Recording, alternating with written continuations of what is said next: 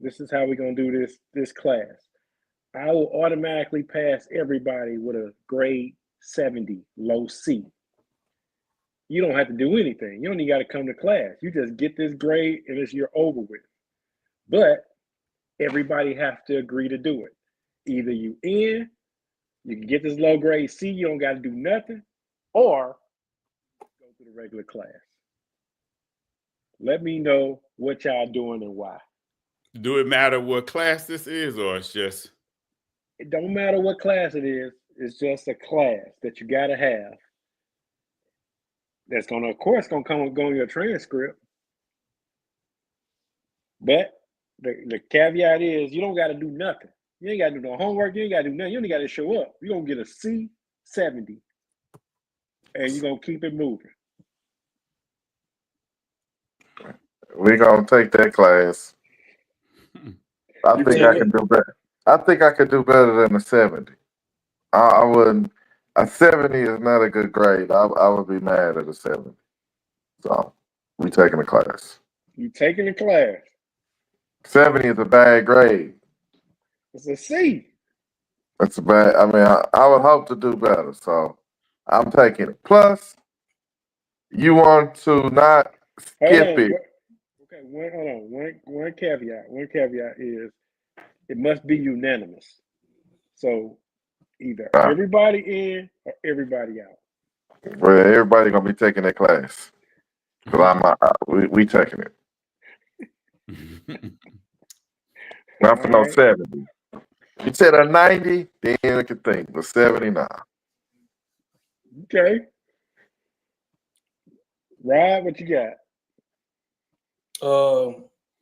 Just so I'm clear, you got a chance to make honor roll? Is that what you said? You on honor roll. You currently on honor roll right now. You currently on honor roll. Be average. You got to be average. It's an average. You got to be average. You on honor roll now. You working hard. You staying on honor roll. It's my senior year. Your senior year. Yeah.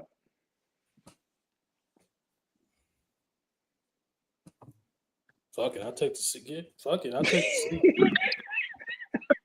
I'll take the C. Like, what's that honor roll really gonna get me in the long run?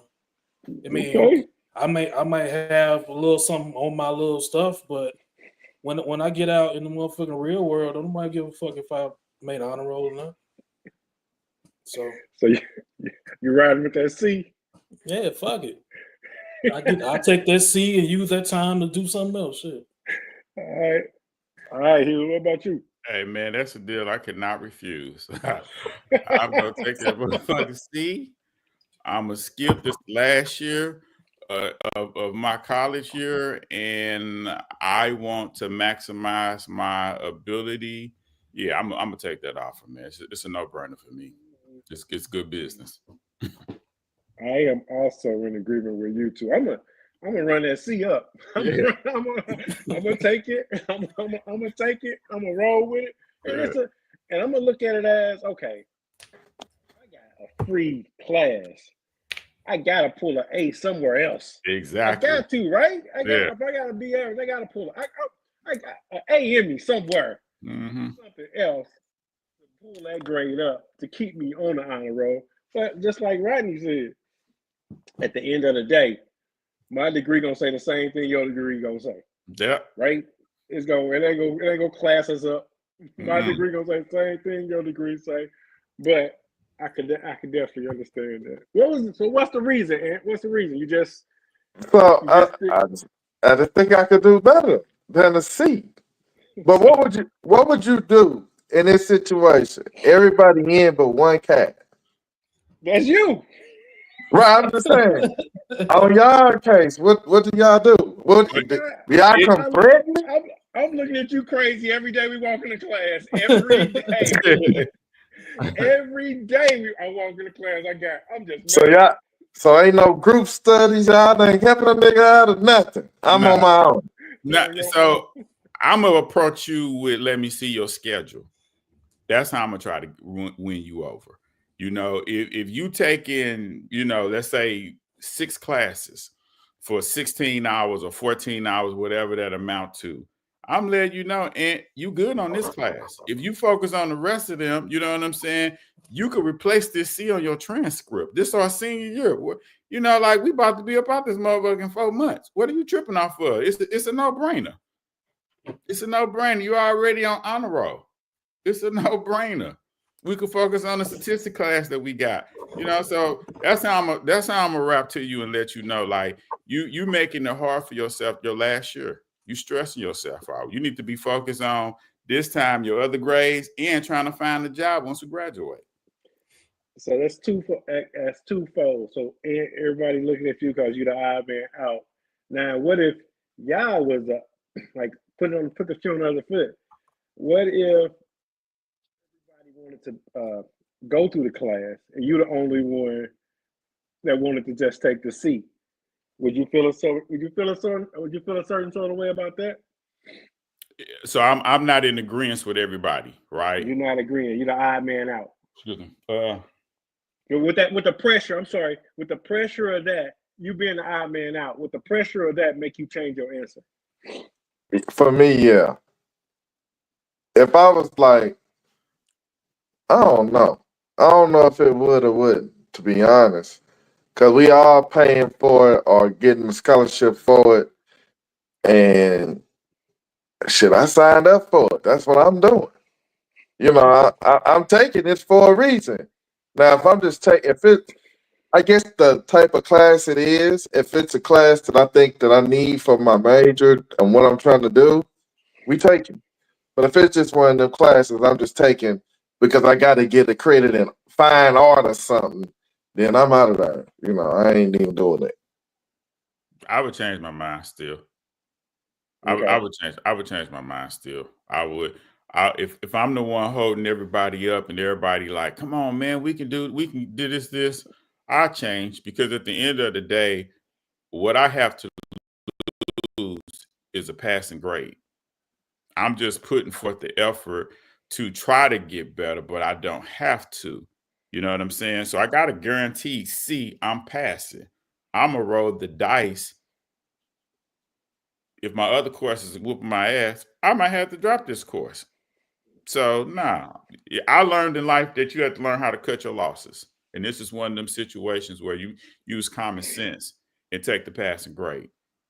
You know? Even if you thought this was a class you thought you can get an A in? It don't matter if I can get an A. I'm not going to. It's like being at the casino, Ant. You walk in the casino to the table. As soon as you sit down, you got a guaranteed $1,000. But you feeling lucky. You gonna add more to it and walk out empty-handed, or you gonna take that damn $1,000 and get up and leave? You take your seat.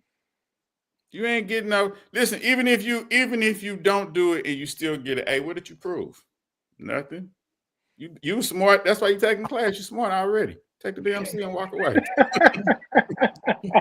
You're on honor roll. Take the C and walk away. That C is not going to help your average because you get to focus more attention on something. Well, I'm thinking about the reason I would take it is I'm taking the course to learn something.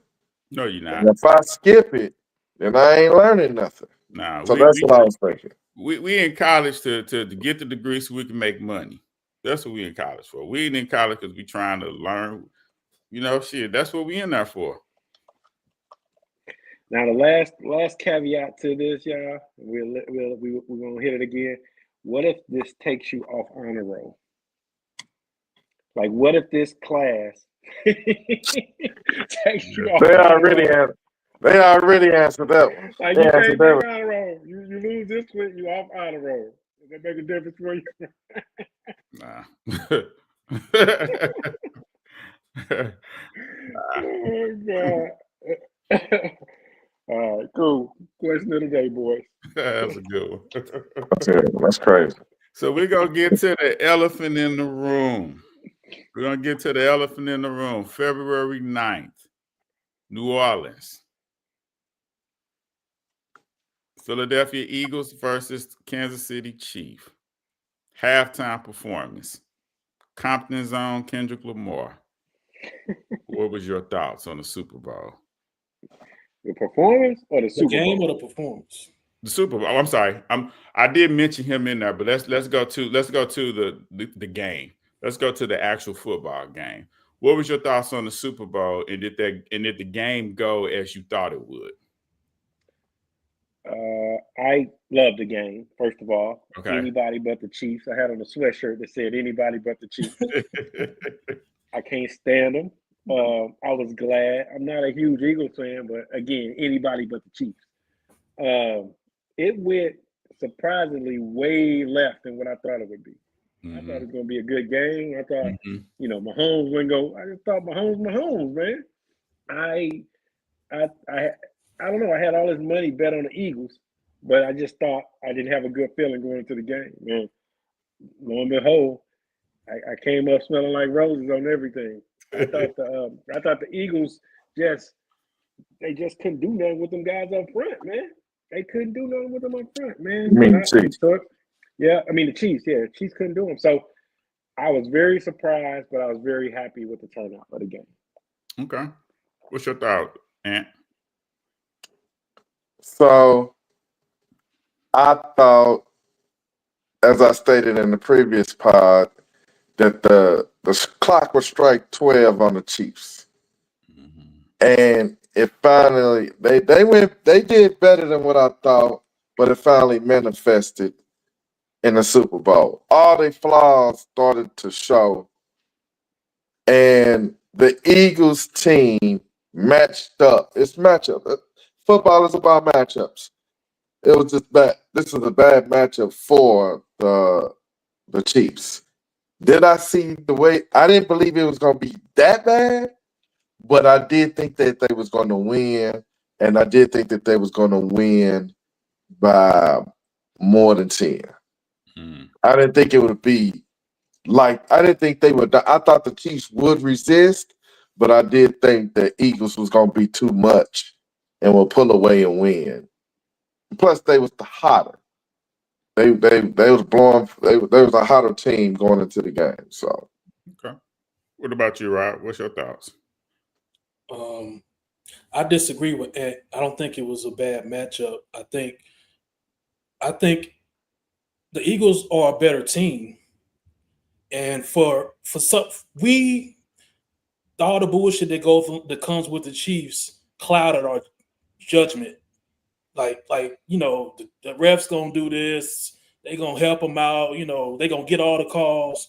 And I think all of that just blinded us from seeing that the Eagles are a better team than the Chiefs in every position except quarterback. well, and that's just what it is. They're the better team. well, the matchup part I was just talking about was the Eagles line is heavy, the Chiefs D line is light. Yeah, I get all that, but at the end of the day, the Eagles are a better team. Yeah, but didn't you think the Bills were a better team though? No. From top to bottom, you didn't think the Bills were a better team? I thought No. the Texans were a better team from top to bottom. The receivers. Their receivers. I don't believe in the Bills receivers. Like the Bills. Like where are the City Bills receivers? To me, the Bills are a carbon copy of the Chiefs. Compared to Kansas City receivers. I'm saying I think the Bills are just as good a team as I think they're a better team than Kansas City. Every position except quarterback. They're close at quarterback. I disagree. Well, I disagree. Yeah. Like I don't think their defense is that good. I don't think the receiver core is good. Like they got Josh Allen, and this year James Cook played pretty well at running back, but there was another team that Swerp through the season. I mean, to me, if Baltimore would have made it to them, I think Baltimore would have took them out too. Nah, but they didn't make it. They choked. Kansas City. Nah, they choked. So my thoughts of the Super Bowl, I picked the team that's gonna win, but probably the week before the Super Bowl, I was like Kansas City gonna get them. That game didn't go anything like I thought. I don't think it was the matchup. I think it was the scheme. Kansas City to me didn't have any kind of respect for for the Eagles, and I didn't see Kansas City make any kind of adjustments defensively, and I didn't see them make any kind of adjustments offensively. It's probably the first time in my life I didn't seen a football game, and the team self-destructed in the first quarter, and they couldn't come back. Normally, when Kansas City out there swerping like that, they stay calm, they stay cool, they don't panic, and they come back. This game, you could see everybody panicking. They was dropping the balls. Now they known for dropping the balls, but around the playoffs and Super Bowl, they don't perform like that. This game, I don't know what film they was looking at, but they were not prepared for the Eagles. Even though the Eagles may be bigger and stronger, I would think you would make a short from the offensive side. I would think you would go up against use screens to go up against their zone. And I never saw them kind of really do that. From the defensive side of things, it was like, okay, I see y'all trying to stop Saquon, but y'all also got a spy on Jalen. And it's like they made their mind up that, okay, we're gonna let Jalen beat us, but we're not gonna let Saquon beat us. Yeah. How'd that go for you? How'd it work for y'all? I mean, So it's kind of hard when 4 linemen was whipping there's no offensive plays, no screen. When 4 people killing your line, there's nothing you can do. No, that's They're not in true. coverage. That's not true. Ain't no screens. They couldn't run the ball.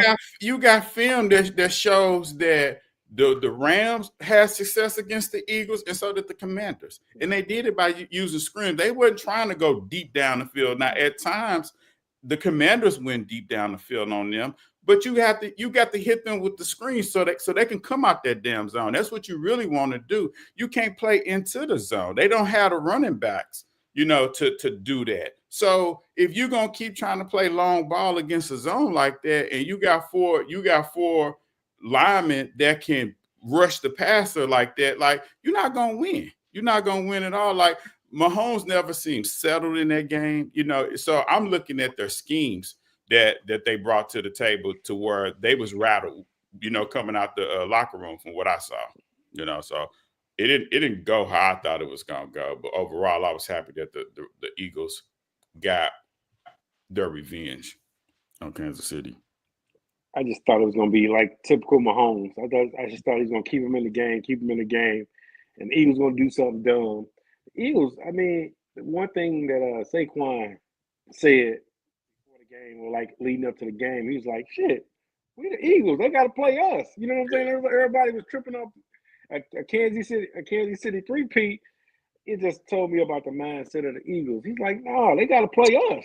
Yeah. I mean, they playing us. We ain't playing. We a squad. So, and they showed it. They did. They showed it. I just think that the offense was so bad. I don't think the defense did too bad. It just that the offense was 3 and out on every possession in the first half. Dude wouldn't run the ball. Like the They Cats could. couldn't run. But no, you got to keep trying. They didn't try. Yeah. I think they ran the ball like 8 or 9 times the whole game. Something. But you gotta remember, they only had about 10 plays in the first. I mean, they literally was going 3 and out every possession. I get that, but to go, it wasn't that many It wasn't that many play opportunities. That's not true. And listen, in the first half. Yeah, that's not true. Like, listen, Patrick was stuck on something because he almost threw an interception when they first had the ball. He almost threw an interception when he broke out of the pocket and I'm just saying they ran it on first down. They get 1-2 yards. Then second down, they throw it incomplete. Third and long. Run that rock again. You get that 2, run it again, get another 2. Yeah, they didn't have no momentum. I didn't see them really throw no kind of screens to their running backs. Look, here's the change. I saw this. The changing of the game happened when they went. Kansas City went sack, incomplete, forced out the pocket, and threw an interception. I mean, the game was a game. If he wouldn't, it went sack, and instead of them just giving up and just running the ball to punt, Ooh, dropped back and threw an interception. Sack, then an interception. But that's when you think you got Patrick Mahomes. You think you got the answer. Okay, so that's the first half. What do y'all think about the second half coming out of the halftime? Did y'all see Kansas City still had the same mindset, or did they make any adjustments in your all opinion? Because I didn't see them make no adjustments. So they went 3 and out. Yeah, 3 and out. It was a wrap, and it was a wrap for Philly. They didn't have to make no. They kept just doing the same thing, and Kansas City couldn't figure out how to get them out of it. No, that's not true. No, that's not true. What I'm talking about, for the third, it still was the front four. They never blitzed. They never made the Eagles have to take chances. Yeah. So what I thought the adjustment made was on Jalen Hurts. When he didn't see anybody open, he would take off and run, and that's what Kansas City didn't have an answer for. But that's what Jalen Hurts do. Shit, who you telling? So it was like it was like they was Spagnolia's like he was okay with that. Like you can't let him do that. Like he's just as potent as Mahomes, but I don't think he had no respect for him. So that's my opinion about it. Well, I guess it really goes down like Rodney said. All over the field, it was the Eagles is better. If you do that, then that means you 1-on-1 with that bad corner. And you seen later in the game, they took a shot on them touchdown. It's bad. Kansas City matched up to me. The matchup, this team wasn't a good matchup for what they had. Anybody think Kansas City defense is overrated? Like they was doing it with mirrors. Anybody think they was doing it with mirrors all year long? Or do y'all think they really had a good defense? No, they got a good D. Their defense make plays when they need to make plays. It was some smoke and mirrors. That's a bad defense. You make plays when you got to make plays. That's a bad defense. I mean, you swear they got a bad corner, and they was getting away with the corner that was getting smoked was they all-pro corner. Yeah. Well, I'm just saying, and they like you say, it's a bend but don't break, and Spagnolo. Defense, right? Spagnolo, he terrible. I don't know how he got I don't know why this cat, all of a sudden this cat is a defensive whisperer. He terrible. So he got it. Listen, he got them Super Bowls that make you feel like that. Yeah, but he got them Super got Bowls. that skirt lift up in this game. He definitely got the skirt lift. He got an all-pro on the line. Yeah, that's it. Yeah, the rest of them got Swerp. You gotta. They got more than one all-pro. They got Collusive.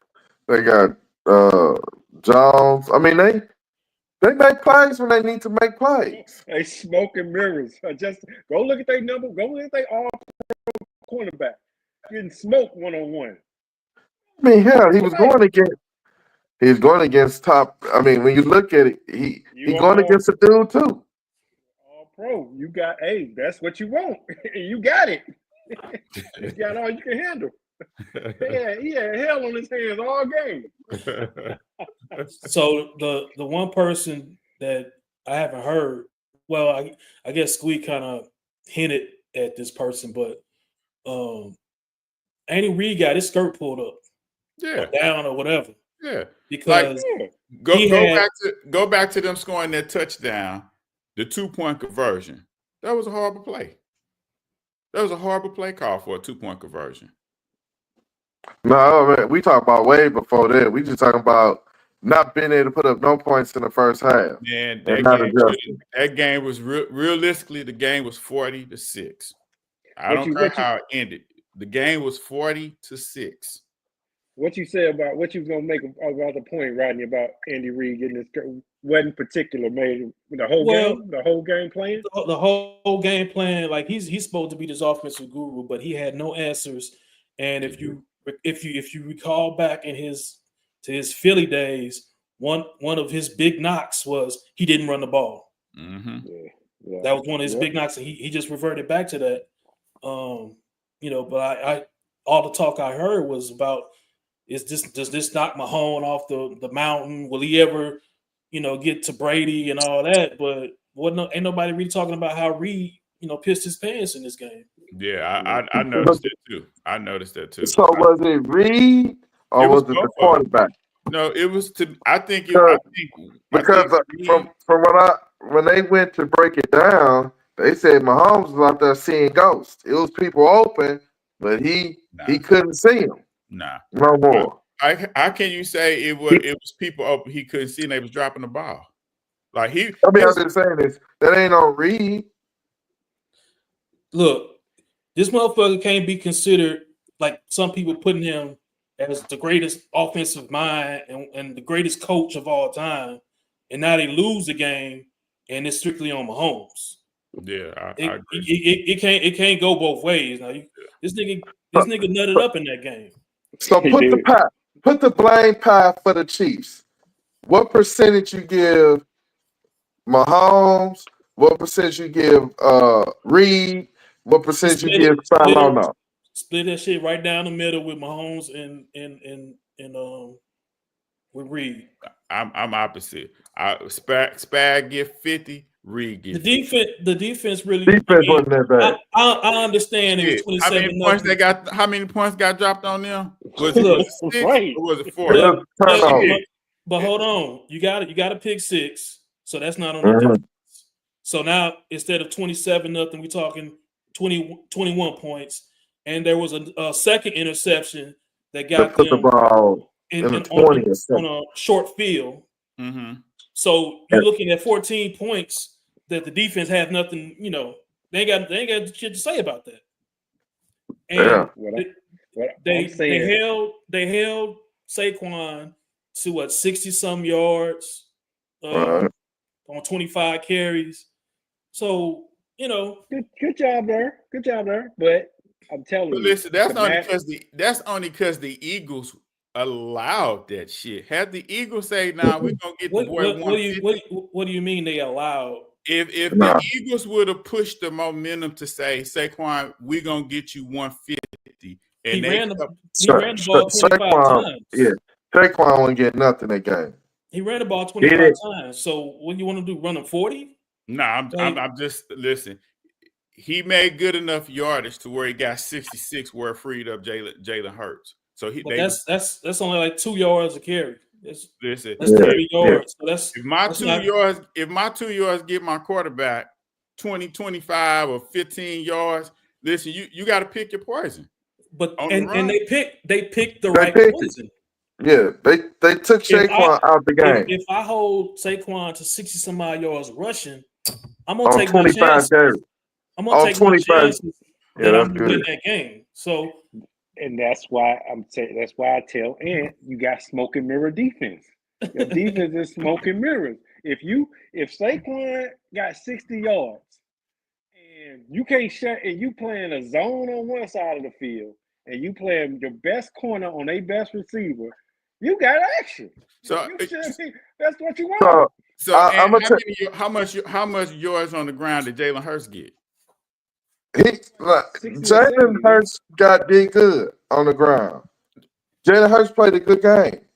My blame pie go 50% Mahomes,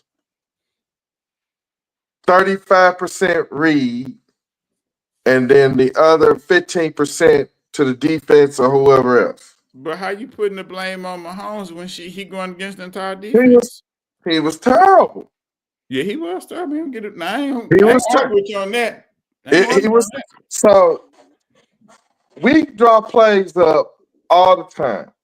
I know Philly didn't come out with a defense that ain't nobody never seen before. That's a fact.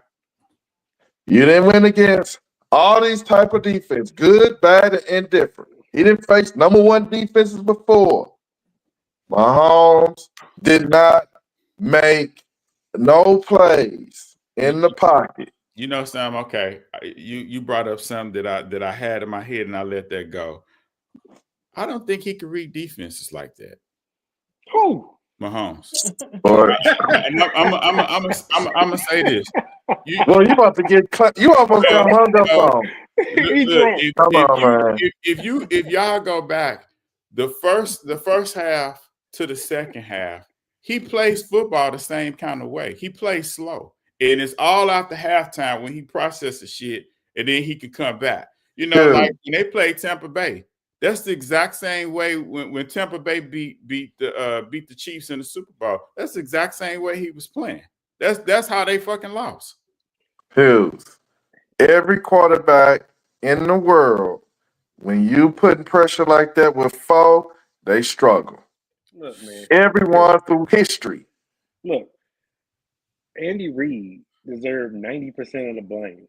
90? He's 90, and I'm gonna tell you why. 90% of the blame. That's crazy. You getting shut down. They doing one thing. They ain't doing nothing. They didn't blitz. Like they didn't blitz. You understand that? They didn't blitz.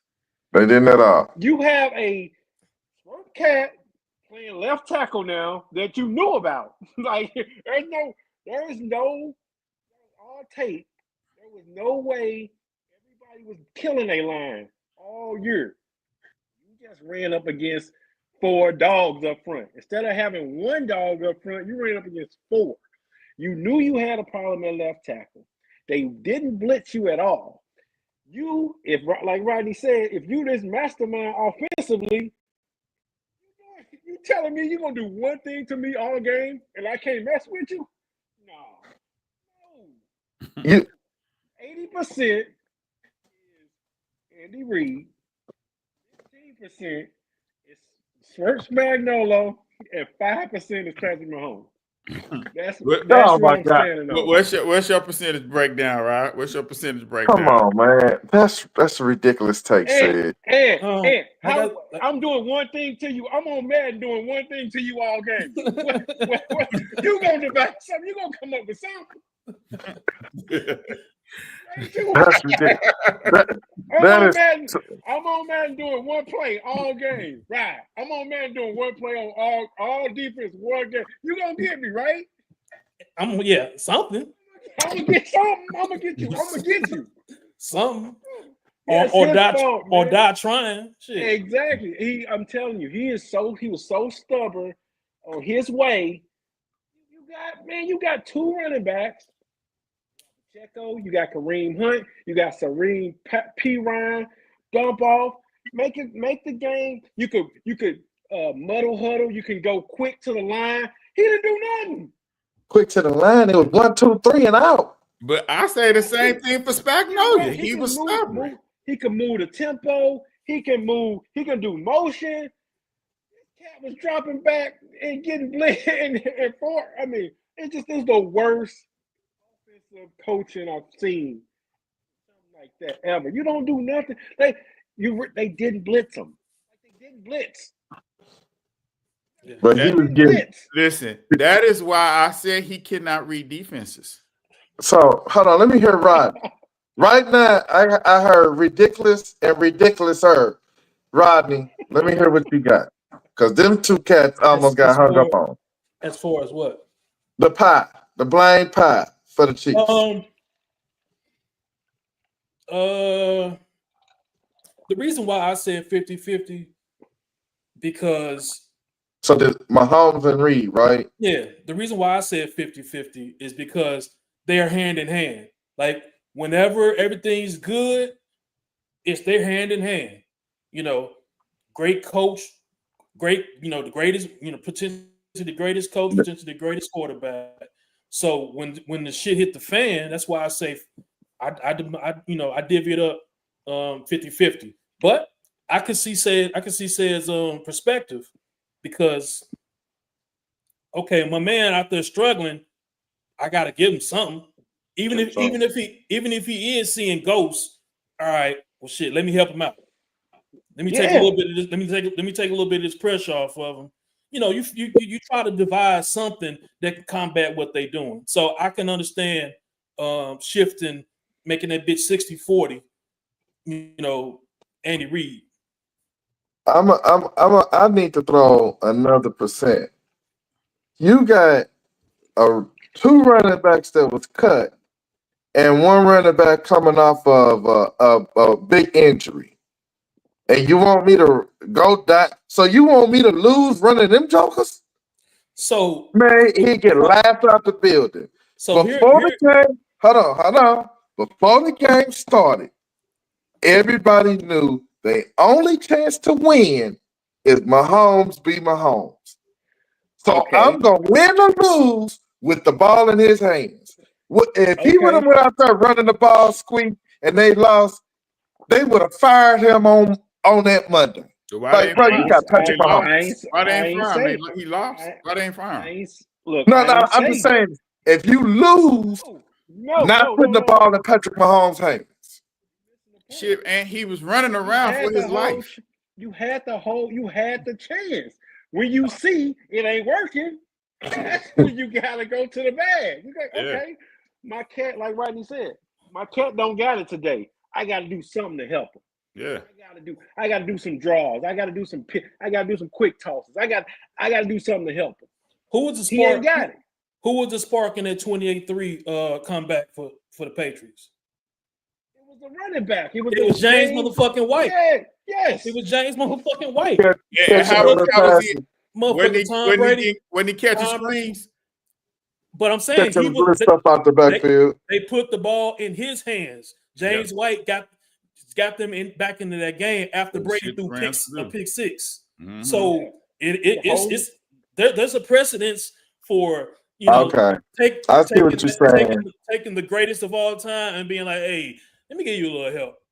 Because right now, this shit ain't working. Let me give you a little help. Hit James White out the backfield. Get him on a quick draw. Something. He killed them with 1,000 slices. So you saying the game plan at first was to let my guy eat. It didn't work. Let me get something else going. Absolutely. Because it ain't working. You get killed out here. And what killed and what tends That's to happen. Why I said Mahomes 50%. Nah. Yeah. So I'm saying, he played a really bad game. He did. He wasn't the only one, Ant. He played a bad game, and his partner in crime didn't do shit to help him. Yeah. Line played a bad game, and the whole offensive line played a bad game. Them cats get killed up there. Listen, killed. It's Anthony. It's like a boxing match, right? You got the IQ, but you when you get to the corner, you have to have a trainer that's gonna make the adjustment. What y'all practice in the gym, that shit ain't working tonight. So you gotta change that shit. But what I'm just saying, 3 years of football. You mean to tell me these niggas ain't never came across when Mahomes didn't have his fastball? And the line wasn't working. Not in the AFC. What your eyes in the AFC? It look like they ain't never seen that in their life. Yeah. Not in the AFC. None of those top teams. None of those top teams in the AFC. I mean, well, obviously nobody has what Philly has up front, but you don't even see something close to that in the AFC. Like, Pittsburgh, the Baltimore Ravens. Pittsburgh got TJ. I don't think they got dogs. They ain't got dogs up and down that line. Right, I got you. And I mean, pun intended, Georgia Bulldogs. Yeah. You know, they heard talking about there was a SEC Super Bowl because they full of Alabama and Georgia players all up and down that field. Yeah, Philly know what they're doing from draft. They know what they're doing from draft. All right, let's go ahead and go to the next topic. The halftime performance. Kendrick Lamar, Compton Zone. What are your thoughts on this performance, y'all? Come with you, Ant. Give us your thoughts. Right in time. Some people, I told you they're gonna pop in when he heard the topic he wanted to talk about it. But some people loved it. I thought overall it was a bad performance. I this is just my thought. Drake suing helped the performance, build the anticipation. Will he say it? Will he sing his song? That was, to me, what got everybody glued to the TV like, is he going to do it? And watching that. The best part of his performance, the messages. The dig, the whole performance to to just dig at Drake and just put him out of his misery. But the performance itself, I didn't like it. What would you give it? What would you give it grade wise? A 5, maybe, right? A 5. 5 out of 10. It wasn't to me a good performance for the halftime show. Now, was it good for his career? Yes. Was it good to end Drake like he did it? Yes. But when even you look at everything, it's only one clip that they do, the end. The rest of the stuff was whack. Out of the 13-minute performance, 10 minutes of it was whack. The best part for me was Serena Cripwalker. I'm like, man, that was hot. I like that. But other than that, okay, I'm coming to you, Sid. I can tell this nigga a Republican. I can tell. He talking just like he talking like all these white people about like that don't know rap. I can tell you're a Republican. Get your ass out of here. No, man, it was good. It was good, man. It was an 8.5, 9 performance. It's rap. Mm-hmm. You know, like I was saying, it ain't Usher. Nigga ain't out there skating or nothing. You know what I'm saying? It lacks that, but the message was good. The narrative by Samuel L. Jackson was good. The cameos was good in it. He had Mustard. He had Samuel L. Jackson. He had Serena. He hit his big songs. So I think for fans of Kendrick, it was a 10. For me, just a hip hop that like hip hop, it was an 8 for me. I thought it was good. I love the message, and I do agree with you, Ed. The big thing is he gonna do Not Like Us, but as he had to do it. It was the number 1 song last year, so he had to do that. But overall, good performance, and I give it an 8.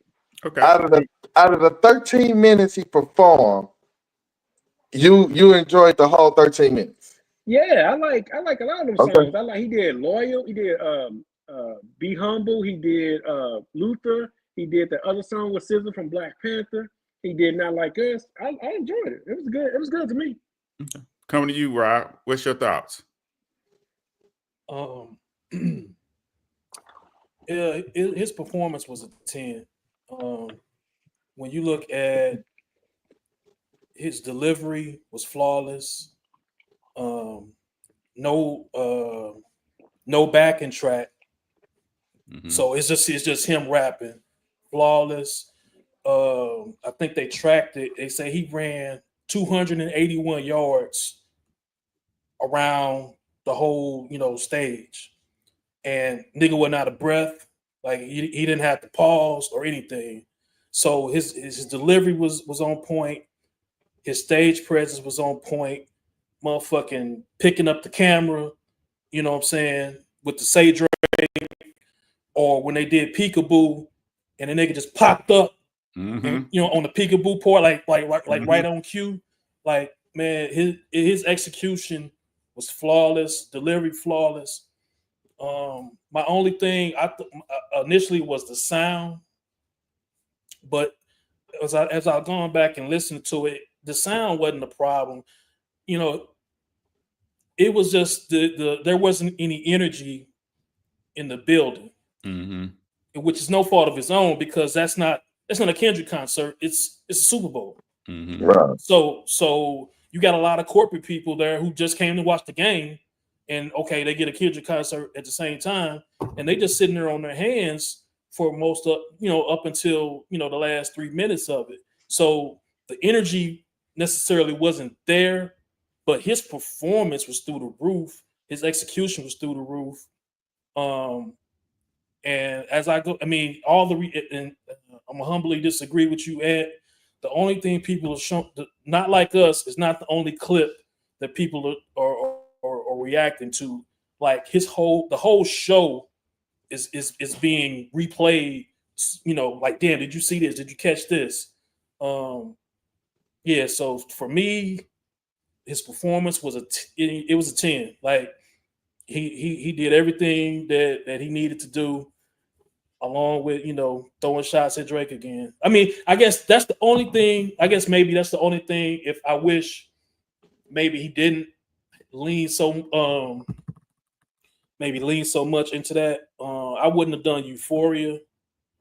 You said you wouldn't have done? No, I wouldn't have done Euphoria. I would not have done Euphoria. He didn't do Euphoria. He did Euphoria. He did Euphoria. I don't remember it. Yeah, he did. Yeah, he did. I wouldn't have done that. I would have went with his verse off like that if he gonna do something.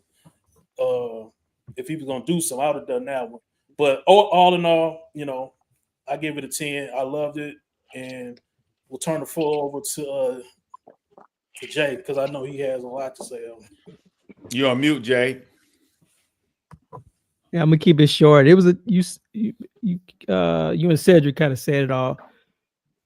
And I'm not mad at Ant's take. I can see people not rating it high because it wasn't all hits. Like if you're not really into him, I can see how you would rate it kind of low. It wasn't a typical halftime performance. It wasn't what people expected and what people are used to, which is just all the hits. So he had a message. He was telling the story, and he stuck to his guns and what he wanted to do, and he didn't just do the typical hit thing. So for me, that being said, I had it at an 8.5 the day I saw it because I was expecting hits also. But then next day I watched it and I kept watching. I listened to it. You could just listen to it like you can just stream just the audio, and just the audio, no visuals is good. So for me, it's a 10 out of 10. Okay. Hands down, 10 out of 10. Okay. He is in that level with the top halftime performances of all time to me. Okay, and this is where I step in at. To me, that was the greatest halftime performance of all time, in my humble opinion. I think when Dr. Dre invited him out on his show 2 years ago, he really learned how to work that particular crowd. To me, he's the only artist that I saw that dropped the album before he got this Super Bowl assignment and he performed those songs. He's the only rapper to ever perform a diss track during the halftime performance. To me, overall, his breathing control doing this and he had the vocals. That was his voice when the girls were fake talking. That was his voice that he pre-recorded.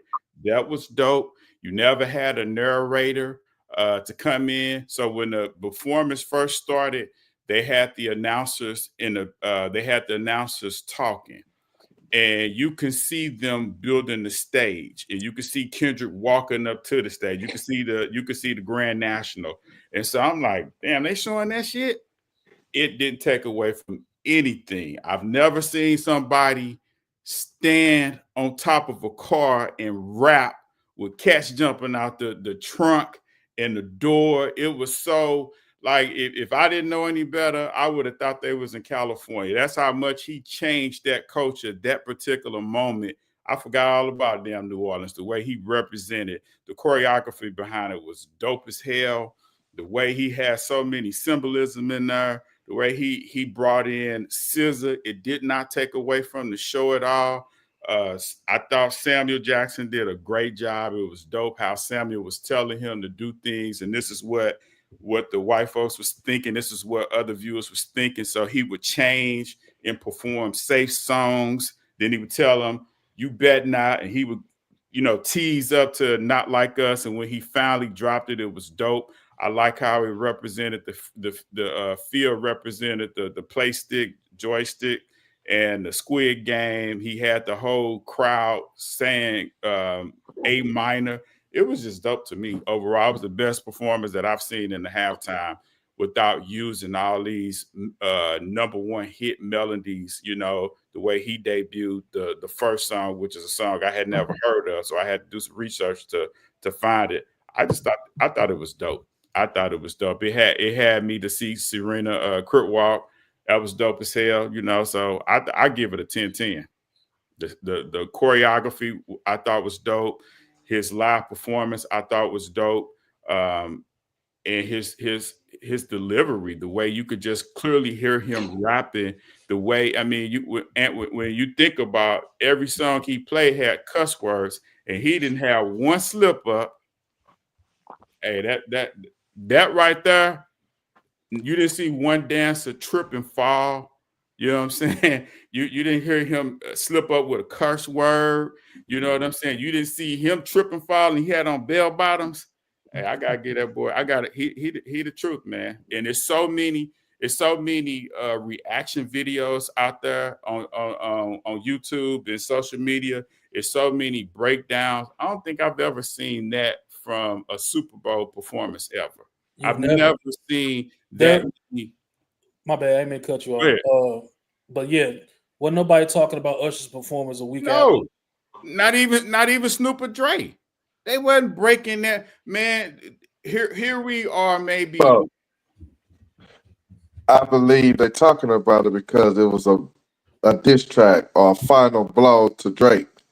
That's what's being talked about. Well, that's like I said, it's just he took a Super Bowl to do the final dig of digs. He put the nail in the coffin as he did Game Over. Like had his exes, crip walking and playing his song. So yeah, that's why it's being talked about, not the performance, but just the diss in the day. And that's just my opinion. I'm gonna say something. And they've been googling them jeans he got. Them jeans, I think, selling what, $1,500 or something like that.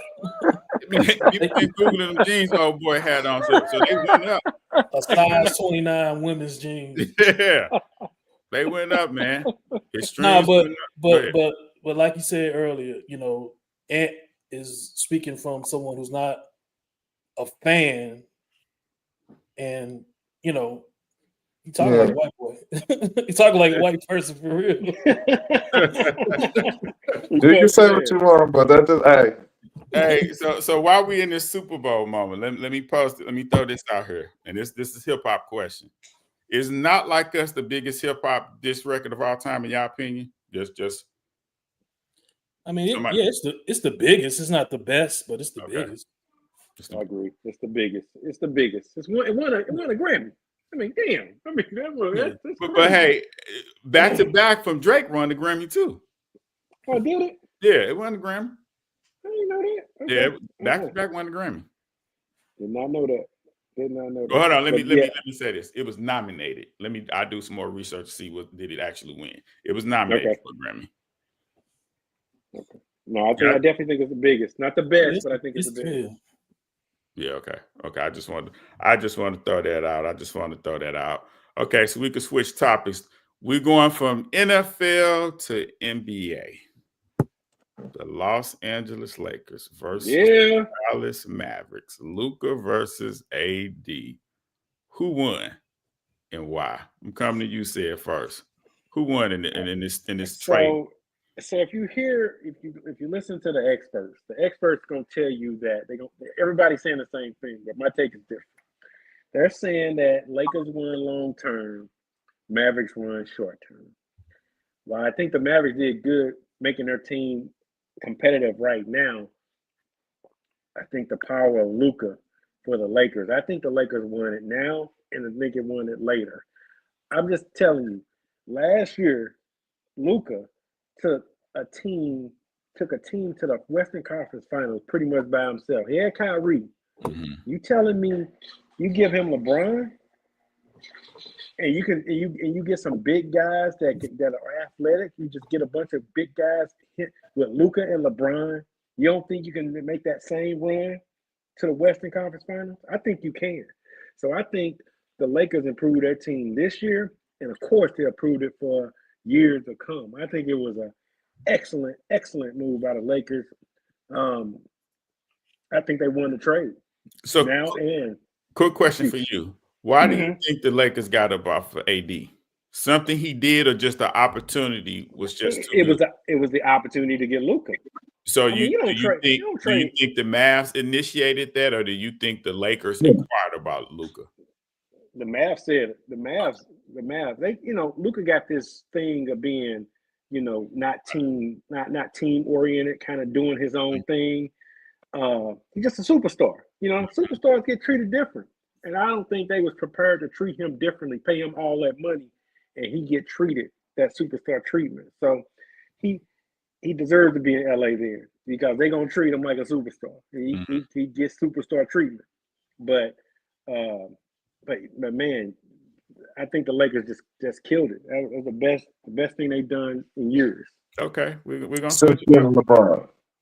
I'm coming to you, Rob. What's your thought? Who won between this Dallas Mavericks and Los Angeles Lakers trade?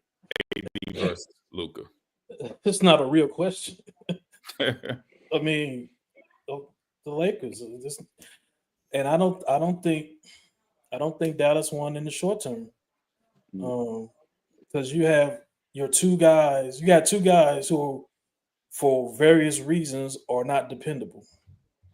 I know Kyrie is played it pretty cool, last year or so, and he's kind of flourished, but he's shown that shit. He can go haywire real quick. So, and then we of course we know street clothes. We know we know what he brings. So I don't see how they're better. I don't see how they're better short term with two guys in their 30s who haven't been dependable, whether it be injury or flat earth or whatever. I don't see them doing anything. I really don't, because neither one of them have shown to be like, okay, when Kyrie won is with a sidekick like LeBron. All right, when they went to the finals last year, he was a sidekick to Luka. Now he's gonna be the guy, and AD gonna be the sidekick, or is AD gonna be the guy and Kyrie gonna be the sidekick? Yeah, I just don't. I don't see it. It looks good, but I gotta see it in action because I don't think it's gonna work out. And as far as the Lakers, I mean, they gotta investigate this shit. Like, come on, man. Like, for real. Like, they rescinded the goddamn Chris Paul and trade back in the day. Like, come on, man. Like, don't nobody know about this shit. Don't nobody know. You don't want a motherfucker from nobody else. You don't want to see what's up with Anthony Edwards or you just give me AD. Nah, man. Keep that. Just give me AD. Give me AD, man. Just all right, fuck. Give me one pick. All right. Like, come on, man. What the fuck y'all got going on? But long term, as far as Luka and LeBron, they'll figure it out. Obviously, LeBron gonna have to figure it out. I think this is the first time to where he's gonna have to figure it out. To where when it was him and Dwayne Wade had to figure out how I'm gonna play with LeBron because he's that guy. So this is the first time LeBron's gonna actually have to figure out how he's gonna play because Luka can't play without the ball in his hand. So LeBron's gonna have to figure it out, and I think he will. I don't think they get a chip before he retires. Okay. What about you, Ant? What's your thought? Who won? So I believe Dallas messed up royally because they didn't want to pay him. And to get rid of a 25-year-old superstar, it don't matter what he getting paid. He gonna bring fans. He's an international superstar. Do you think they were right now to pay him? Nah. Basketball, you need that guy. And he's one of a handful of people that's that guy. So the thought process of trading him, no matter what you got on your team, them other people can be replaced. He cannot. Why do you think the Lakers gave up on AD? Lakers didn't give up on AD. They didn't give up on him. The Lakers got a phone call saying this dude is available, and the Lakers would have traded LeBron James included if that's what they wanted. They would have. They was gonna do that trade if they swapped out and said I want LeBron instead of AD. The Lakers would have done it You think so? for sure. He's 25 years old. That would have been even smarter. That would have been even smart. That's what I'm saying. He's going to be the face of your franchise going forward. With that being said, that's why people was giving death threats because it's like you traded away your young superstar. They don't grow on trees. I'm a Spurs fan. I'm hoping Wemby can be something like that. I don't know. I'm not sold on Wemby yet, but you hope. Same reason why when Houston got Harden, they hit. It's like, cool, we got us. Them superstars is hard to find. Teams still looking forward for a superstar. But for the team this year, for this year only, I thought the trade benefited the Mavs because it made the team fit. All the pieces fit 1 through 5. The defense get better. Everything will fit. The Lakers, it's going to take them a couple of years to make it build around Luka and his skill set. I don't know if LeBron's going to be there when it happened, but at least they got it to build around.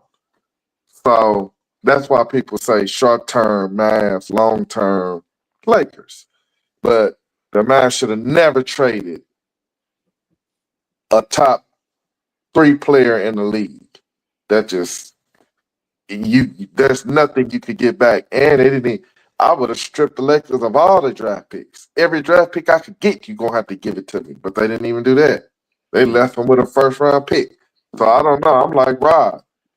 At that point, the commissioner should have stepped in and been like, I'm not putting this trade through. You might as well send that on back. Because it's bad for the league, I think.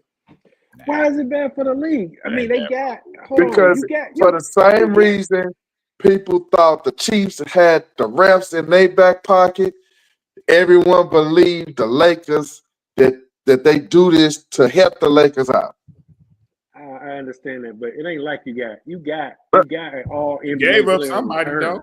No, it ain't the point that they. I know they gave up. They had to give up something, Yeah, but the fact that they didn't even every team you can line them up. Who I know every team would do it, but who is equivalent to AD? Who? Right, that's what I'm saying. There ain't no one equivalent to AD. I'm saying, I mean, it ain't like you got to look at it as okay. They could have asked everybody. They ain't trading Jokic. They ain't getting Jokic. But they ain't getting Giannis for him. They ain't getting Jokic for him. Who next? They wouldn't want Embiid. Who next? Like they got the best player they could get for him. But that's it. No, How the team constructed. They got but they could have got the more fake, the other first. Nah. They got 25. Don't mean he ain't got no ring. How many championships he won? It don't matter. It matters in negotiation. No matter what y'all say, AD don't grow on the tree. I get it. He's street clothes. But that's we know that. But you just can't get AD. And AD is a top 10 player, but I just can't get AD. I can't trade the years. If I'm trading Luka, I have to get AD and I have to get 2 number ones. You got one number one, you got AD, and you don't have to pay Luka. Like you don't have to pay Luka. That's huge. Let me get Jan. 345. 345. He was getting 345 next year. And he should have got it. And he should have got it. I get it. But other thing I'm saying is the reason why you have to give up the picks, more picks, is because AD is 6 years older. That's why. So I get it, but not even to include the injury problem. But he's 6 years older. Okay, so you take. Okay, so who you taking? Who got all the picks? No. I'm just saying with AD, you can't find a partner that you're gonna get a top 10 a top 6 NBA player and a 1st round pick. I get you trading Luka, but ain't nobody got that. You can't. Y'all say don't trade Luka. I say don't trade Luka. But if we trading him, who else can you get a top 6 player, and a first round pick for? Rudy Gobert went for more than Luka. But okay, you didn't get goddamn Anthony Davis back for Rudy Gobert. I mean, Anthony Davis is 26 and 12, and the best defender in the paint. It's unbelievable. He's unbelievable. He's unbelievable. So if you make the decision to trade Luka, which we all agree that was a bad decision, but since it's made, what you gonna get better? You can't. There's nothing out there better. You can take somebody. You can take every pick a team has for the next 5 years, but you can't get AD. You can't get that kind of player with that. Well, it's not about going out. And okay, you can't go out, but I'm trading with the Lakers. They got more than that. Yeah, they could have got more from the Lakers. But you made the phone call. I don't. You made the phone call. I don't think you can. But it's a 25. But it's Luka. But I get it. I didn't call you. You called me. Okay, Hughes, I'm giving you first crack at Luka. This is what I want. I want the other first. Nah. You say no. I can open Luka up to the market, and you know the price gonna go up. No, when you call and say you got Luka, I'm gonna throw AD out. End of story. Deal or no deal. You call for a reason. I know that. Deal or no deal. You have no leverage. Once I leak out that you out there trying to shop him, once I leak that, you have no leverage. Once you leak that, you don't look like huh? You sabotage. You get them. No. If you leak it, then if you don't take my AD deal, damn right I'm leaking it. You don't take my AD deal, I'm calling the Clippers next door. I'm calling Boston. I'm calling everybody. I'm telling them. I'm ratting on you. I'm just saying. Okay, you take Anthony Edwards. You take Anthony. You think you get a pick with Anthony Edwards? If you switch Luka, okay. If you switch Luka and Anthony Edwards, you think you're getting a pick with Anthony Edwards? Yes. Hang up the phone. I'm gonna give you Anthony Edwards and my first round pick. Nah. Hey, I'm gonna give you Jason Tatum and my first round pick. I'm hanging up the phone on your goofy ass. He don't have a championship. Get out of here. That's the only top 6 player you can get and a pick. You think I'm gonna trade Giannis in a pick? No. Jokic in a pick? Nope. Deal or no deal. All I'm saying is the Lakers would not be able to field a team if I'm trading Luka to them. That's all I'm saying. Like they would be bare bones. You gotta be realistic, though. You gotta be realistic. It ain't the point. I'm not just gonna still keep them. I can still keep them. You don't want to keep them. And you got the problem. Whatever the problem you got, you still got it. Yeah. And you gotta pay him $345 for his out-of-shape pass. You still got the problem. Let me jump in. What you got to say, Jay, on this? What's your thoughts on this, Jay? Hey, I think both teams win. I think I heard the Mavs say they didn't like Luka's work ethic. They didn't see him taking them to a championship in the future. You know, they had issues with his weight and just his work ethic. And I think they got the best trade they could get. And they got rid of, they don't have to pay him. They got rid of that salary hit. Sounds like they were over him. They didn't like him. So I think it's a win-win for both teams. And, the Lakers need to start thinking about the future. LeBron is has 2 or 3 more years and he's done. So, they have to start thinking about the future. So I think both teams win. I'm going to say this. Y'all may not be in agreement with this. Luka's very talented. But to me, when I look at him, he seemed like he's a guy that's comfortable losing. I think this deal happened from last year in the conference when Boston attacked him. He the dude they was really aiming at. This was in the finals, shoes. It wasn't the conference. I'm sorry, conference. I meant the finals. And I think only other team there's only 2 teams to make the finals. Everybody else lost. Listen, I think that from that loss, they looked at him, they looked at the effort that he put out, He came in this year, and I think that's what the reason they didn't want to pay his ass. Well, I'm gonna give you They looked at his $345 million. effort dragging them to the finals. Listen, he got there, but what did he do when he was there? What did he do? Boston. I mean, I don't know off the top of my head, but I'm guessing 25, 8, and 8. Shit.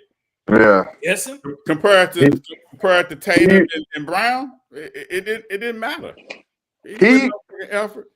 He projected to do more than LeBron if he plays as long as LeBron. Yeah, his stats is crazy. He won't. He won't. That's a huge if. Well, I'm just saying. I'm just putting you in a frame of mind from the rip. He great. He a ball hawk. That sometimes don't. And please continue. Yeah, I mean, shit, you ain't guaranteed nothing, because when it comes to the effort in the final, which is his first final, did he dominate Boston? So now he has to do now if he has to do it by. First of all, he went by. Boston was a juggernaut. First of all, he took a team with nobody to the Western Conference Finals first, like 2 years ago. I remember. Then with no post-star. And then last year, he took them to the finals. So I mean, there's no reason. I don't give a fuck if this nigga show up at 300 pounds. Until he shows me on the floor that he can't get it done, I'm cool. And along with that, Rodney, I got the question for y'all. Y'all think a team that has LeBron on it? Yeah, do y'all think Luka has ever had a player like LeBron? Number one, he hasn't. And then, nobody has to have a player like exactly. And don't you think that team that he took was less talented than his Laker team with LeBron on it last year? Mm-hmm. No. Mm-hmm. You don't think that team is less talented than the team he's stepping on right now? Lakers got good role players. They was bigger, but that's it. Lakers got good role players. Lakers got better shooters. They got LeBron James. Luka and LeBron. Just think of that for one moment. LeBron is 24, 8, and 7 right now. I got a question. I'm gonna ask you a question. Yep. In the West. Yep. OKC. Are they beating them? Yes. Denver. What? They just like I just want to guess. They just Denver. like their Chiefs. Are they beating Denver? I don't know about that. Wait, I didn't hear you. No. Denver. Okay. There's a lot of teams that can beat Denver.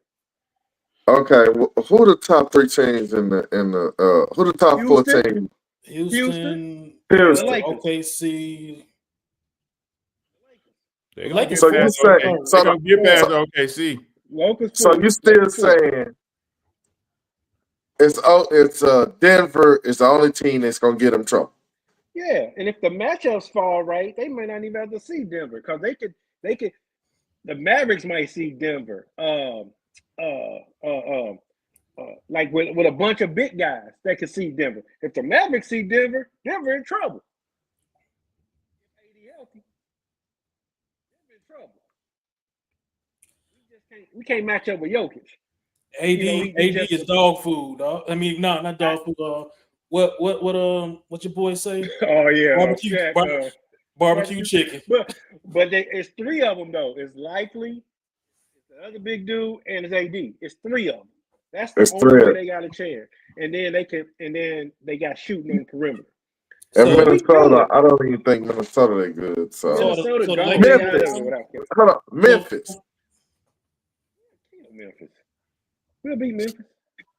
Yeah, they beat Memphis. We can put LeBron can play Jackson. We can do that's barbecue chicken right there. We'll kill Memphis. I don't know. I don't think LeBron can beat nobody up at this point. You don't think he can beat Jackson up?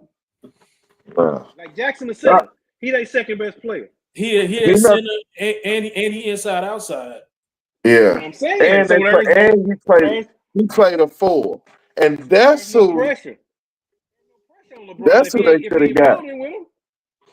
That's who they could have got. Ooh. Dallas. They could have got Jerry Jackson Jr.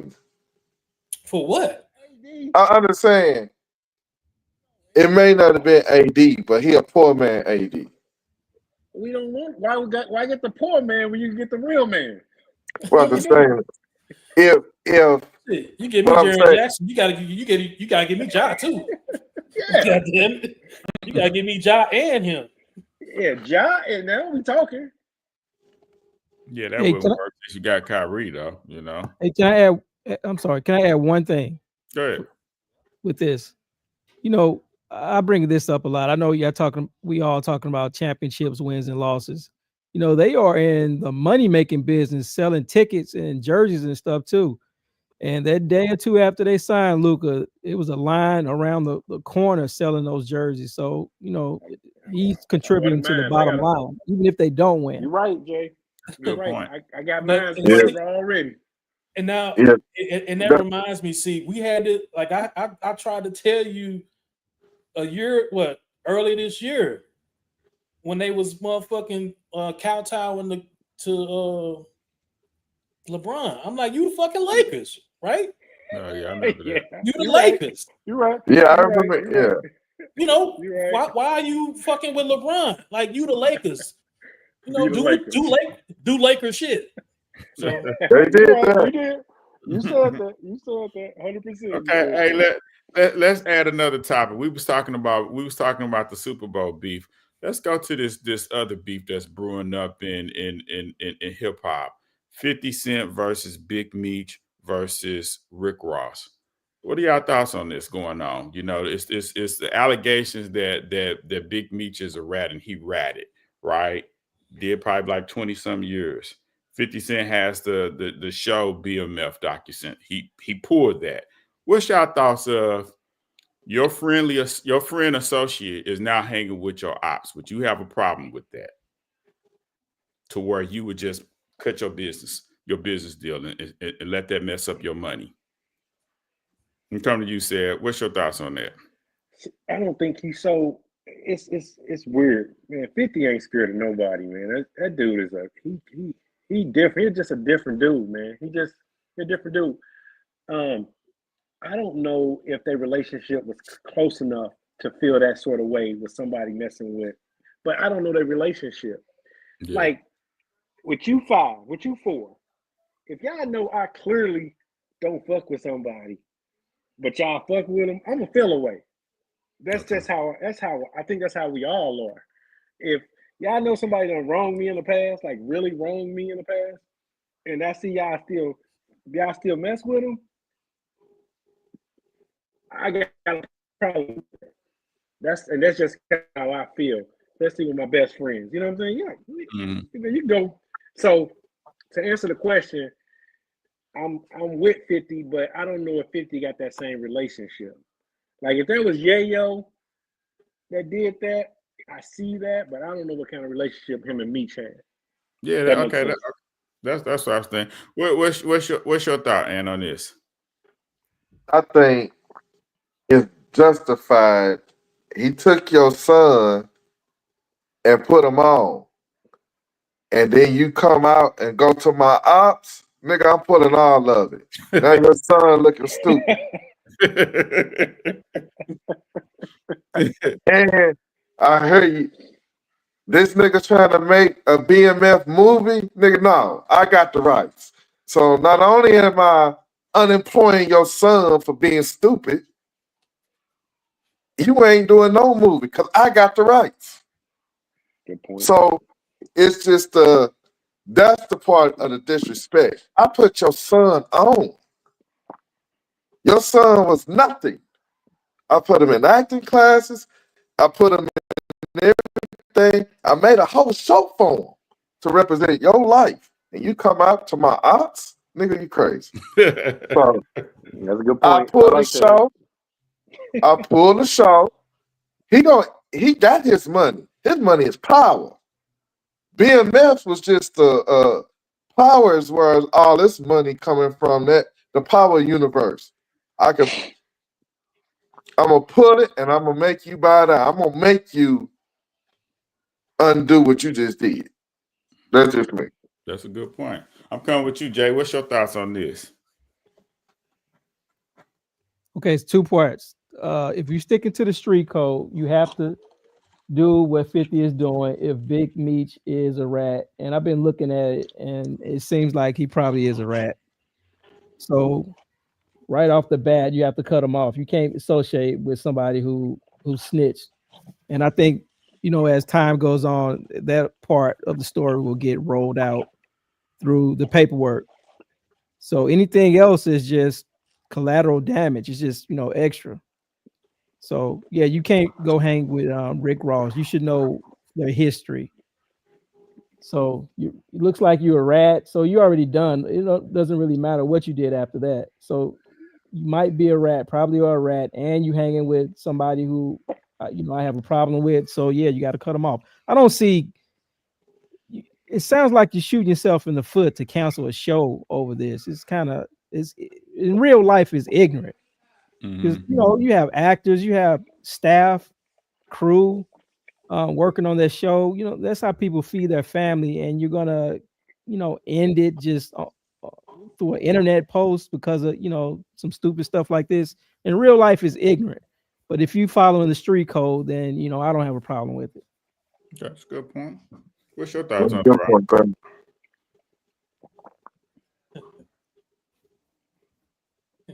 So the question I have is, do you have an issue with friendly associates hanging with your ops?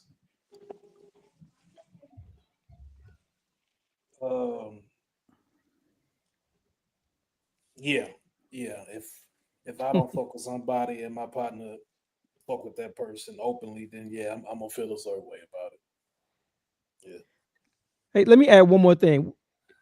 I think we lose perspective of this point because we get caught up in like the street stories. But Big Meech is a drug dealer, no better than a pimp who takes advantage of somebody's daughter. He's just a drug dealer that pushed poison, in the community. So it's a thin line between like the praise we put on him. He's just a drug dealer.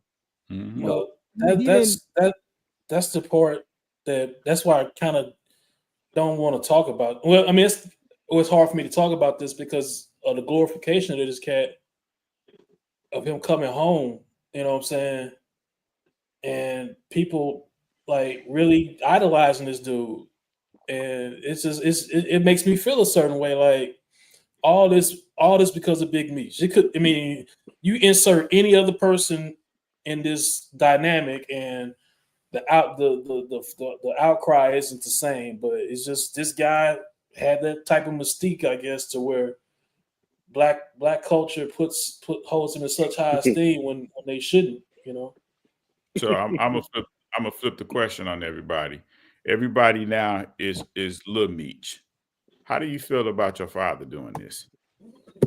I'm coming with you. I'm gonna come to you. I'm gonna come to you. Said, how would you feel if Big Meech is your father? You Lil Meech. I know your loyalty is with your father, but how do you feel about this? You're a man. You're a young man now. How do you feel about this entire situation that your father put you in? I don't know, man. I would feel like he stopped the bag. Like I would just feel like he just shut the bag down. But I guess I think it's like so much behind the scenes with money. How much money was he making?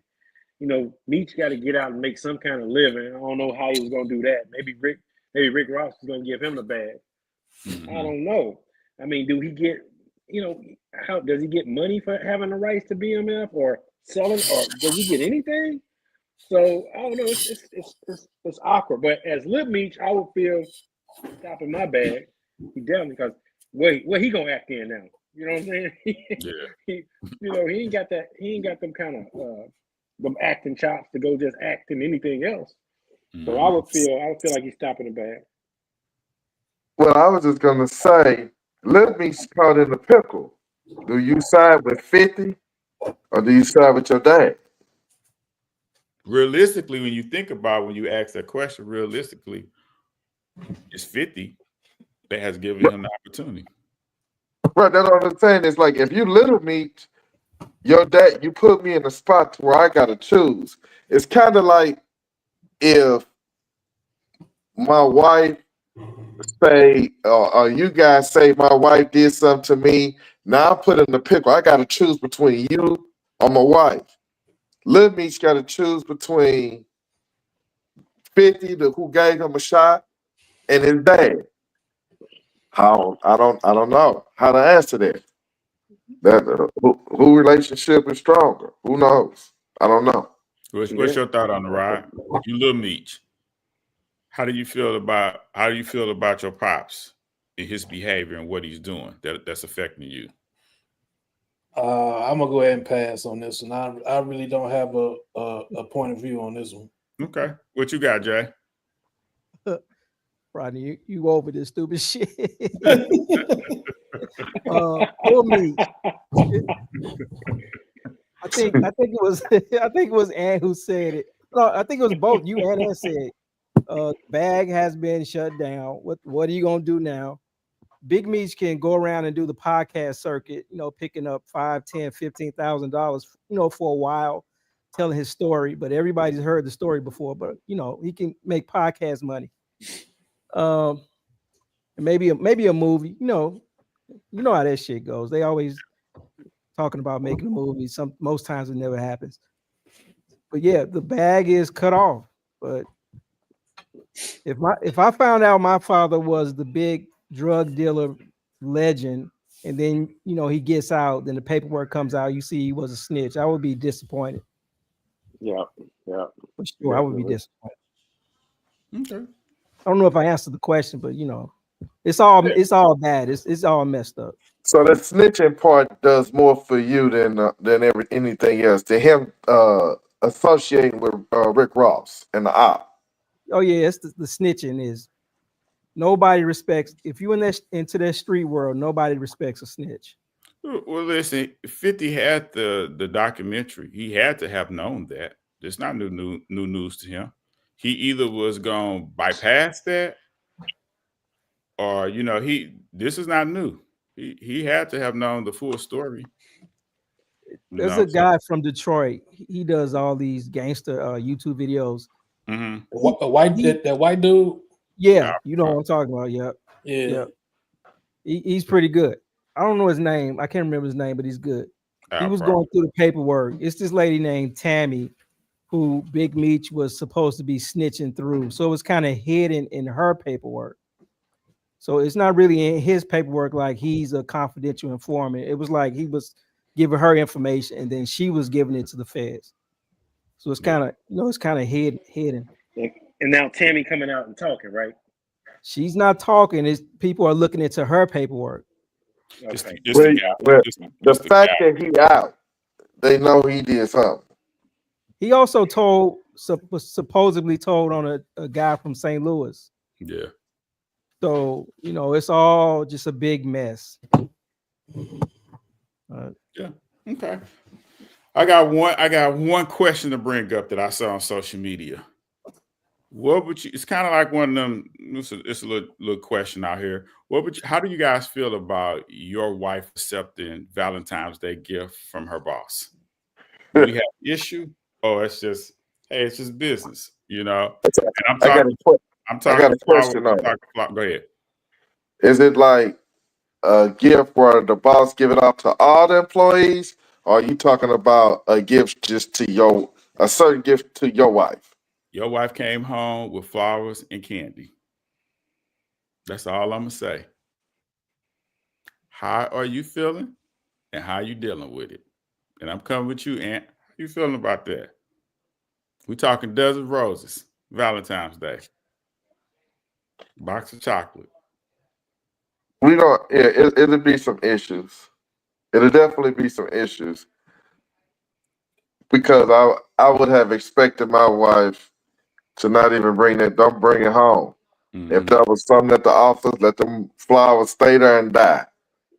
But they don't come home. All the candy. Because it put me in a bad headspace. And why would you do that? You could if he gave it to you You just keep it at the workplace, let them die, throw them away, and be done with it, and that'd be that. So if she brought them home, then it would make me think. Probably, it'll drive me crazy because I'll be thinking something more and I shouldn't have to. Okay, I'm coming to you, Jay. How you handling this? It's cool. It's business. It's work. Just a gift. What's the gist of the question again? The gist of the question is: it's Valentine's Day. Your wife come home with flowers and candy received from her boss. A dozen roses. Dozen and roses. a big box of chocolates. From her male boss, right? That's correct. I'll be like, what the fuck is this shit? I would have questions. That wouldn't just like fly past me. I would have questions about that one. And I would just play it how it goes, see what she says, and just see what happens. You know, you probably can't blow up on her on that one event, but I bet your ass you'll be watching her, you know, for the next months to come. I don't know about you, but I'm blowing up, Jay. Forget what you just said. I'm blowing up. I'm blowing up. The flowers are getting cut off. Yeah, it's gonna change. You going up to the job? Yeah. You confronting them on the job? Yeah. I got even if it may risk her losing her job. Man, she might get a blackout deal with me like that. Like that. To me, that's disrespectful on all levels. You know that, and that's what I wanted to see if anybody caught that. That's playing in my face how I feel. You know, so I add more to it. But how you feeling about this? How you handling that situation? Man, I don't gotta answer that. Look at my face. We going to his house tonight. Like what we doing? No, man, no way. It's a nuclear problem. It's a nuclear problem. Not nuclear. It is a fucking problem. So I asked the question. You going up to the gig and you know this could get her fired. You going up there blowing up. I'm firing her. That's her last day. I'm firing her. You done. How you handle this, Brian? And candy. I mean, I don't see why there's a problem with the boss. Like niggas do slick shit to your women that you don't know about. The problem is she brought the shit home. That's what I was on. The shit should have been thrown in the trash halfway home from the house. Her bringing that shit in the house, she's trying to prove a point. So that's where the issue is. Because to turn the shit around, some broad at the gig give you some shit. You gonna take it home? No. Well, no. You gonna be like, oh, therein lies the problem. It's cool. Yeah. Shit, once you get out of eyesight, you throwing that shit away. Like, I ain't taking that shit home. Shit, I'm not taking that shit in my house. Suppose the chick buy you a $1,000 Rolex. Well, if you accept it, then you accept everything that comes with that. So what I'm just saying is like, what you do? You just like, nah, I can't take it. Well, if you think you a player, you can get away with it. Take it. But if you a sensible motherfucker, you be like, nah, sweetheart, I'm not. There's no way in the hell I'm finna take this watch. I can't explain that shit. Of what I make, I can't explain this shit. So no, thanks for no have a Rolex. Pawn shop have a Rolex. True. You say it'll make it all the way to the pawn shop, huh? Right to the pawn shop from your hand to the pawn shop. Yeah, but it doesn't make it. My point is it don't cross your threshold. Yeah. So like I said, I'm good point. I'm not going up to the job. I'm not going up to the job. You know, causing a stir. Like me and her got the issue obviously because she chose to bring that shit in the house. She knew what she's supposed to do with it. She's supposed to throw that shit away, eat all the candy, and throw the flowers away. Or like Aunt said, leave them on her desk. Well, yeah, leave them on her desk. I never know. I never know what Yeah, happened. yeah. Give the candy to the people at work. Sure, give away the candy. Leave the flowers at the desk. Let them die. I'll just throw them away. Good But point. Good point. Good point. But dudes doing slick shit to your women all the time. It's just how they deal with it. Yeah. That's a good point. Okay, with this being a Black History Month special, I wanted to ask you all this question. What does Black history mean to you all then versus now? When we were younger, what was Black history to you? I'm coming to you first, Jay. What does Black history mean to you then versus now? Back then, when we were younger, it was all about learning about your history, finding out about people you didn't know who did certain things, like George Washington Carver, Madam C.J., Harriet Tubman. Just learning about your history, just what they were willing to teach you, put it that way, or what your family was willing to teach you, or what you found on your own. Right now, shit, it feels like, if I'm being honest, it feels like Black people and minorities in general are under attack. It feels like Black people have gone out of style, and I'm talking about the DEI cancellations. It just seems like it's no pushback for us right now. So I'm not feeling, I'm proud of who I am and where I come from. I think about that all the time.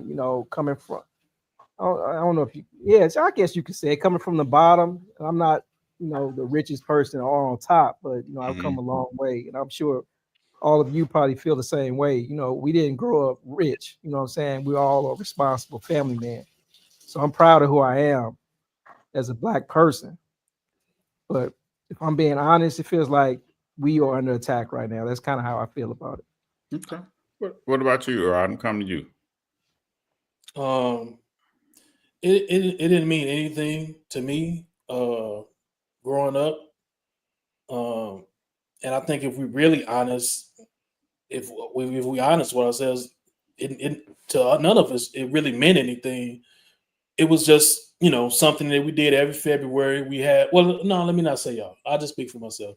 So it didn't mean anything for me. It's just like every February. All right, I got to dress up as Frederick Douglass because that's who I always was. No matter where I went, I had to be Frederick Douglass, and I remember my speech and get out there and say it and whatever. Black history, pretty much consisted of Dr. King, Harriet Tubman, because they really didn't teach us a whole lot. I can't remember how old I was when I actually found out who Malcolm X was. So, long story short, didn't mean anything to me then. But it means more to me now, based off of how they're trying to whitewash history at this point, to where all the accomplishments of Black people are just being, they want to look the other way on that. I mean, they've been looking the other way for years, but over the years things have come out, and we've gotten more aware, become more aware of what we were responsible for as a people. But now, with the way this world is going, man, we really gotta lean into that shit, because if we're not careful, they'll whitewash it to where no one will ever know the accomplishments of Blacks. So it means more now with our state of current events. Okay. Come to you, Sarah. What's your thoughts on it? What Black history mean to you then? What does it mean to you now? I was aware of it because I was aware of it, Black history, because I found myself in white spaces earlier, like with just being surrounded by a majority of white people. So I always took some kind of pride and reverence in Black history. Like I always do it as a badge of honor. So I always, while we were younger, I was learning about it. I always took the time to learn about it. I did. So I cared about it because, like I said, even like in high school, I found myself in an all white space. So I had to have some kind of, realism of who I was. So I took it serious then. I take it even serious now because I think Jay said it perfectly. We're under attack, and Rodney, they whitewashing our history. They want to take Black history out of like schools. You know what I'm saying? That's crazy, man, to think about that. They want to take some Black history. They want to get rid of it. I mean, that is like unfathomable to me. So at this point in my life, I want to show how proud I am to be Black and not be ashamed of it. So I think I got more Black pride than anything right now. And I'm gonna jump into any conversation as DEI. You know what I'm saying? That I'm gonna jump into any conversation and try to, uplift my feeling about just being Black and what it means. Because again, they trying to get rid of it. That's a good point. What about you, Ant? What's your thoughts on it? Then versus now. Then, I guess seeing it, I guess it was, you learn more. And I guess I just felt like it was such a sacrifice to have what we had. We had it good compared to some of our grandfathers and great grandfathers. So I was kind of like taking it in, like we privileged to have some things. Don't mess it up. Now I feel like even with stuff like voting, a lot of us don't vote. I think we messing it up. I think we fumbling what our forefathers fought and died to help give us. And like you say, them taking it out of schools, we allowing it. We not fighting for it. To me, we're not coming together. I wish it can kind of, I try to just make sure I do my part and teach my kid. And regardless of what the schools are doing or not doing, you just got to try to keep that history and try to keep it going forward, because we got to do better as a people, as a unit, to fight for the rights that we want. So that's how I feel. For me, I was so ignorant back then. I hated Black History Month because we did so much work at that time. We had to do plays, we had to do book reports, we were reading. It was just forced down our throats.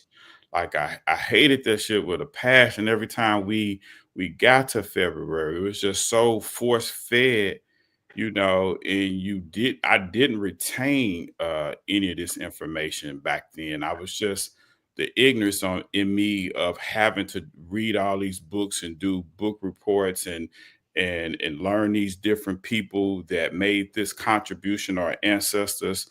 And my ignorance just really just got the best of me to where, whenever we would get out of February, I was just so damn happy because it seemed like we were back to normal. It seemed like, versus, the moment February 1st first hit, it's like we was just being punished with the book reports. Where we at now, I really appreciate the sacrifice our ancestors made. I've learned more now than I ever learned back then because of what we didn't realize, how the shit was whitewashed. They only taught us a small portion of real Black history. And we came from all Black schools. You know what I'm saying? And we were still only taught this much about Dr. Martin Luther King, this much about all these Harriet Tubman and all this shit. You know what I'm saying? And it's shocking because we all graduated from Sumner. I mean, sorry for you, Ant, but we all came from that area, went to school in that Ville area. I never knew who Annie Malone was. I knew about the May Day Parade, but if you gave me 30 seconds and a countdown and the opportunity to win $1 million and put me on the spot and said, hey, point Annie Malone out in the lineup back in 1995, you would have had tears come to my eyes. I didn't know who the hell she was. I didn't know what she looked like.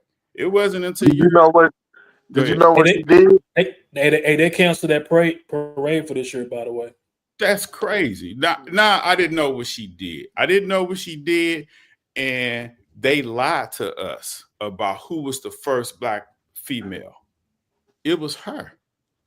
And I never knew that until I started doing research. Till you start going to the tax filer and see back in, I think it was 1919, how much money she had, how much money she paid. I asked my mother a question like, "Hey, you graduated from something in 1968. Did y'all know about Annie Malone?" I was like, "Nah, I don't even think she was around all the time." Come to find out, my mom's high school yearbook, there's a picture of them being in the band of the school Sumner's yard where the band would be, the East Wing. It was a building that sat on the corner. They used to pass that building. It was boarded up. Turns out it was Poro College. But see, my grandparents are not from St. Louis. They're from the South. They're from Arkansas. So they didn't know who Annie Malone was. So the history was never taught. That lady provided a college, Lincoln University in that area. That shit was never taught to us.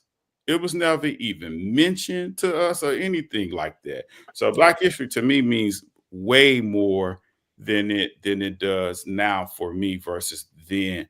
I'm able to retain this information. I'm able to do more research. I can extend the knowledge that I didn't have then, so far as the real story of Luther King and his mother dying, his brother being killed and all that kind of stuff. His mother got killed. She didn't. His brother, I said dying. I meant to say his brother being killed. You know, all of that stuff was never. Mother got killed. His mother got killed in a church. Yeah. They never told us that. Look, we've been in school, 13, 14 years, and we were never told these. And this stuff happened way before we came on this earth. They never told us any of this kind of stuff. So it was shocking to come across this kind of information, like I was born yesterday. You know what I'm saying? I'm like, damn, I've been learning about Dr. King since I've been in first damn grade. How come I didn't know his mother got killed in the church? You know, how come I didn't know if, like I said, once again, you give me $1 million, you put 30 seconds on the clock, and you ask me what's Dr. Martin Luther King's sister name? I couldn't tell you back then.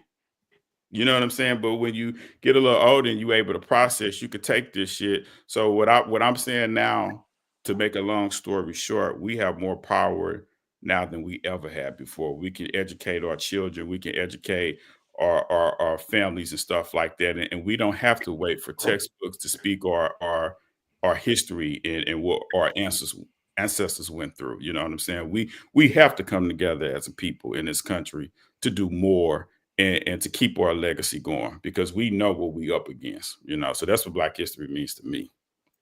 And I just wanted to get that out there. So we're going to come with the Swerp of the week. I'm going to kick it off with you, Jay. Who's your Swerp of the week? Drake, once again, for putting out that whack ass album. Hard to follow up. One last time for Drake. I think Drake has been. I know we don't for the week for 3 or 4. I know we don't debate Swerp of the weeks, but that album pretty good, y'all. That album is good. It's good. You're a Drake, ain't you a Drake guy? Good. You're not a Drake fan. It's good. That's what the Drake fans keep saying. It's good. It's a good album. Okay. What about you? Rod? Who's your Swerp of the week?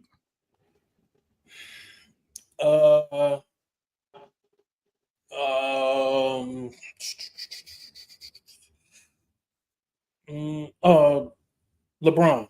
I go with LeBron. Okay. For the All-Star game stuff. Yeah. So he got to. I think he got to the All-Star weekend on Saturday, which is obviously late. You're supposed to be there. If you're gonna go, you're gonna be there before then. And then Sunday, hour before the game, talking. He said he ain't gonna play. Then taking All-Star pictures, everybody got their uniform on, and this nigga got on street clothes. Like, wow. Obviously, he trying to make it about himself for some reason. I don't know what the reason is, but it's just he Swerp, man. And it's to me, it's just more of why I can never wrap my arms around this guy and embrace him because he Swerp. What team did he make it to? Team Chuck or Team Shaq? I don't know. I didn't even know it was All-Star Weekend, to be honest with you. I just happened to see it. Like why the fuck is this nigga taking pictures with jeans on? So Everybody funny. got on their uniform. This nigga got on jeans. So, he Right, obviously trying to right. prove some kind of point and make it about him. But yeah, he's Swerp. Swerp of the week. Yeah. I'm coming to you, Ant. Good. Your Swerp. Cole, Elon Musk, and his orange friend, just their whole process of what they got going on and what they doing. Just, I don't see the vision. And for all those that voted for him, I don't think they seen this vision that he had because it's affecting them too. So They never admit it though. They won't admit it yet, but when this term is done, they're gonna admit it that it was a bad decision. But Elon Musk and his fuck that, like nigga, like shit getting real around where in my parts, shit getting real. My parts too. So yeah, it's affecting so many people, and a lot of them people voted for him, and it's like this is what we've been trying to tell you, but you know. What about Swerp of the week? Elon and his orange friend. Okay. What about you, Sid? What's your Swerp of the week? My Swerp of the week is niggas. I'm tired. I'm just tired of niggas, man. I'm tired. I'm tired, man. You know what? Y'all know what I'm talking about. I'm tired of niggas. I'm just tired of from voting for Trump, from PPP loans these niggas getting arrested for now, crime. We can't move forward as a people. Now we about to get fucking whitewashed, and we sitting up here looking crazy. You know what I'm saying? And you put me in. I wasn't gonna say this until Rodney just said we got the fucking Mayday parade canceled. Niggas, man. I'm tired of them, man. I am tired of these motherfuckers, man. I'm tired of them. Man, I'm tired of them.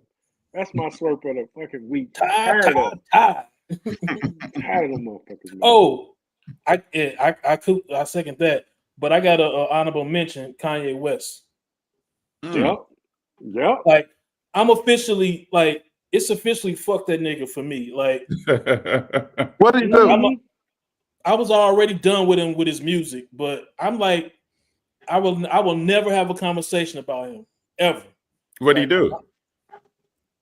Saying Kanye shit. I guess he got an album coming out. So now he, he's trying to sell white, he's trying to sell sweatshirts with a black swastika on them. Mm-hmm. He can't. Got all his Jew. Yeah, he on his Jew shit again. Hate Jew rhetoric. He said he a Nazi.